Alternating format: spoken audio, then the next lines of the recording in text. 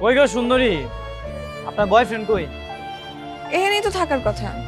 আমার কইছিল যে এনে সিএনজি দাঁড়া থাকে, ও নেই দাঁড়াইতে। কই যে গেল? বুঝবার পারছি। আসলে অনেকেই তো অনেক ধরনের কথা দেয়, দিন শেষে তো আসলে কেউই কথা রাখে না। আমার মনে হয় কি আপনার বয়ফ্রেন্ড ভাগলপুর চলে গেছে। ভাগলপুর? হেডা আবার কই? এটা হলো কথার কথা। ভাগলপুর মানে বুঝেন না? আপনার বয়ফ্রেন্ড ভাগ্যা গেছে গা। কেন ভাইগে যাইবো কেন? হ্যাঁ আমার কইছে না আমার নিয়ে সিলেট যাইবো, ভাইগে যাইবো কেন? উল্টা পাল্টা কথা কইবেন না।